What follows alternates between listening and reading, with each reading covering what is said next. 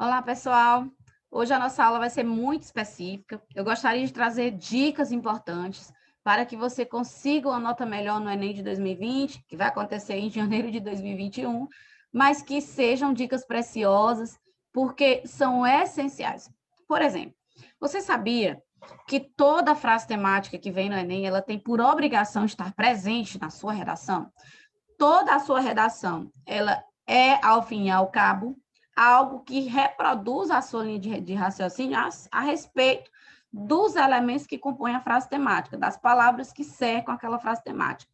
De modo que, se o corretor perceber que o candidato ignorou essa frase temática em algum aspecto, deixou de lado parte dela ou até totalmente ela, corre-se o risco de até anular totalmente a redação, porque se chama fuga ao tema. Nós, corretores, percebemos que vocês conseguiram obedecer ao tema quando todos os elementos da frase temática estão replicados na sua redação. Então, se nós temos que fazer isso, nós vamos estabelecer a ideia de que a nossa introdução vai, de cara, apresentar em algum momento a contextualização dessa frase temática. Eu queria também lembrar que todo tema, ele traz um problema, seja ele explícito ou implícito na frase temática. E que, se a objetividade do Enem é fazer com que você discuta um problema e solucione um problema, então nós temos que nos focar sempre, nos condicionar sempre na ideia de que aquela frase temática, seja ele de problema explícito ou problema implícito, ele tem um problema. E que quando ele não é explícito, cabe a você identificar que problema é esse. Um exemplo disso é o próprio Enem de 2019, a democratização do acesso ao cinema no Brasil. Esse tema, ele até é legal, né? Democratização do acesso é uma coisa boa. Só que nós sabemos que não é isso que acontece. Então, nós temos que pegar aquela frase temática e reproduzi-la com nossas palavras e depois procurar o problema que se encontra por trás dela, ou até mesmo explícito nela, e depois tentarmos explicar por que esse problema acontece, seja ele denunciando a origem dele ou até o efeito dele para a sociedade. E isso vai depender do tema e do seu conhecimento sobre o tema, obviamente. Então, a gente começa com tentar reproduzir essa frase. Escrevam aí no caderno de vocês. A democratização do acesso ao cinema no Brasil. Vamos lá. A democratização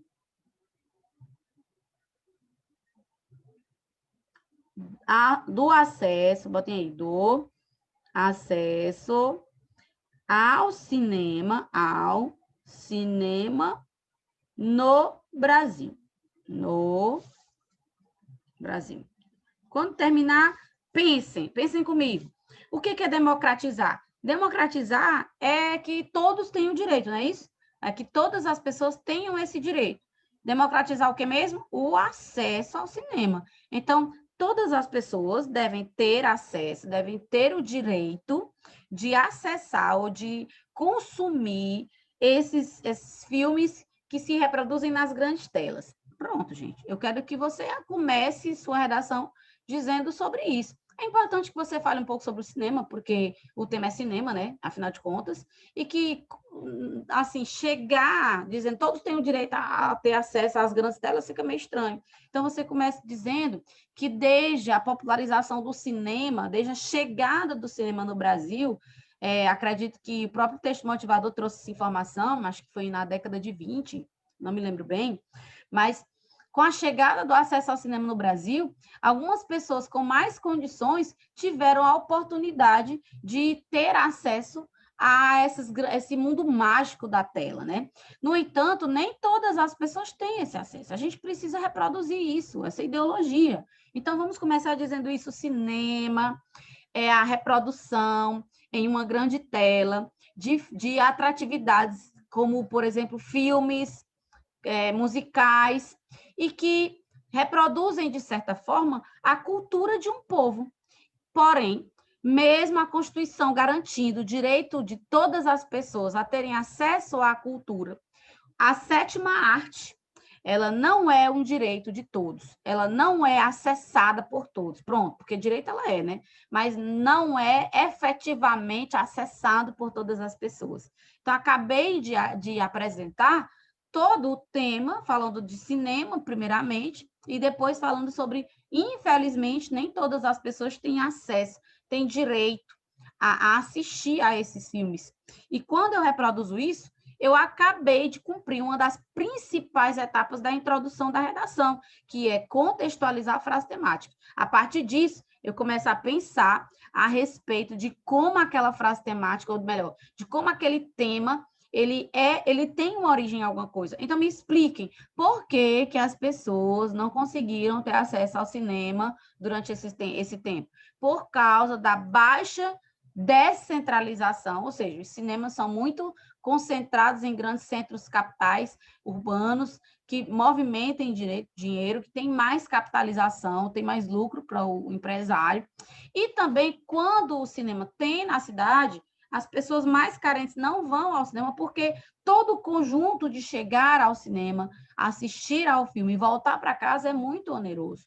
Porque às vezes a gente pensa, o ingresso é R$10, R$12. Mas não é só isso. É você se deslocar de casa, muitas vezes um lugar de difícil acesso. O shopping, normalmente, ele ocupa um bairro mais distante dos bairros mais periféricos.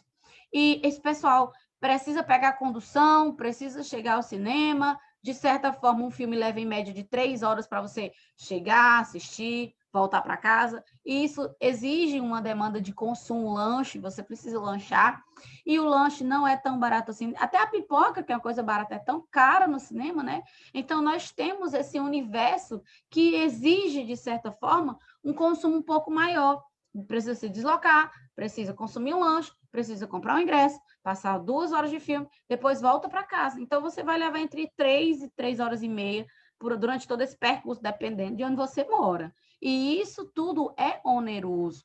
Existem cinemas que são até mais caros, né? Por serem 3D, por serem na sessão de domingo, que é o dia que a gente mais tem tempo. E assim, a gente fica restringindo mais ainda o consumo do cinema. Então, eu posso dizer aqui que o grande motivo é a concentração de salas em centros urbanos, e posso dizer também que o problema é o alto preço dos ingressos, melhor, do consumo em si, do cinema em si, pronto. Porque, como eu disse, né, consumir não é só comprar o ingresso. Então, tá aqui as minhas 2 origens do problema, e eu posso falar sobre uma contextualização dela na minha redação. Então, se eu comecei falando que o cinema, ele traz um universo mágico, né, da cultura para um povo, e que, de acordo com a Constituição, todas as pessoas devem ter acesso à cultura, à medida em que o preço do cinema seja inacessível, ou até mesmo não haja a sala de cinema nas cidades mais interioranas, impossibilita a democratização desse acesso, né? Impossibilita que o acesso seja de todos mesmo. E ali eu começo a apresentar uma espécie de projeto de texto. Sabe o que é mais legal? É você parar e pensar ainda mais em um repertório sociocultural. Só o fato de eu ter citado a Constituição já é um repertório sociocultural. Mas se eu pensar bem e começar a lembrar de algum repertório, de alguma coisa que eu possa contextualizar, fica melhor ainda. Eu lembrei, quando eu era adolescente, que eu assistia a um seriado chamado Dawson's Creek. Dawson's Creek, ele era um seriado cujo Dawson, que é o personagem principal, tinha o sonho de ser diretor de cinema. Olha só, a trama de todo o seriado, que é até uma linguagem é até uma metalinguagem, né? O seriado falando do seriado. O filme, a tela falando da tela. E assim, eu percebi que eu posso citar esse seriado, né? Então, o seriado Dawson's Creek conta a história de Dawson, cujo sonho é ser um grande diretor de cinema. Ponto. Essa realidade não é a mesma de jovens brasileiros, pois o universo do cinema é algo muito distante de muitas pessoas. Ponto. Eu uso essa contextualização, acabei. Então, eu posso dizer, continuando a história, que nem todas as pessoas no Brasil têm acesso ao cinema. E isso acontece pela alta concentração dessas salas apenas nos centros urbanos de maior capitalização, como também o alto preço do consumo do cinema em si. Bom, tá bom. Ele não pode estar lindo, né? Minha introdução pode estar maravilhosa, mas está certa. O que que o Enem quer? O Enem quer que você repita com suas palavras a frase temática, contextualizando o que a gente chama de problematização, dizendo por que que esse problema acontece, ou então me dizendo os efeitos, ou então dizendo as duas coisas, e que, de preferência, que você use um repertório sociocultural para ficar mais bacana ainda, para ficar mais criativo ainda. Então, dentro desse universo aqui, a gente pode tentar trabalhar esse exercício. Então, o que é que eu quero que vocês façam? Durante essa semana, eu quero que vocês peguem o Enem de 2018, 2017, 2016. Vão fazer esse exercício. Vocês vão fazer o quê?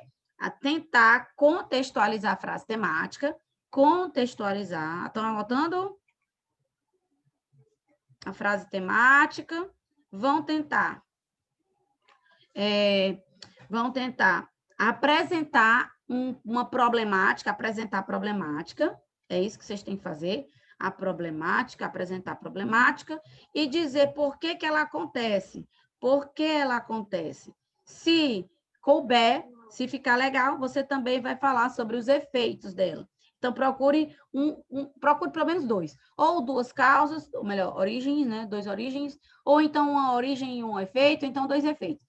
O efeito ele tem menor poder argumentativo do que a causa. Ele é menos convincente. Aliás, isso depende muito do tema, tá? Isso vai depender do tempo, porque o Enem de 2013, que pediu os efeitos da implantação da lei seca, eu tinha que falar dos efeitos, não tinha para onde correr, né? Então, cuidado. Então, procurem explicar a origem ou os efeitos. E depois de você olhar para esse universo todo, esse conjunto todo, pense no repertório sociocultural. Eu quero que você faça tudo isso antes do rascunho. Você vai ler o tema lá no Enem e você vai, com esse exercício, se condicionar na hora de chegar no Enem, fazer a mesma coisa. E é isso que a gente tem que fazer. Isso é obrigatório, entende? Isso aí é uma coisa que o corretor vai exigir da gente, a presença dessa frase temática. Então, eu quero que você faça o quê? Contextualize a frase temática, apresente a problemática, por que ela acontece, quais os efeitos dela como tese, e depois procure um repertório sociocultural. Professor, esse repertório sociocultural é obrigado? Não, ele não é obrigado. Obrigado é as outras duas partes. Contextualizar a frase temática e apresentar ponto de vista. Mas o repertório sociocultural é o que vai lhe dar maior nota na competência 2. E na 3, pela elaboração de um excelente projeto de texto. Meninos, eu espero que vocês façam, treinem esse exercício e que se condicionem para quando o Enem de 2020 chegar em 2021, a gente já tenha essa ideologia, né? essa pauta de o que eu tenho que fazer logo. É isso, e acabou. Em vez de você ainda ficar procurando em sua cabeça o que é, meu Deus, como é que eu faço? Como é que eu vou conseguir contextualizar? Então, a gente vai trabalhar, condicionar já a nossa mente para tudo isso, tá bom? Então, minha aula era isso. Eu gostaria de ver vocês treinando, de saber que vocês estão treinando.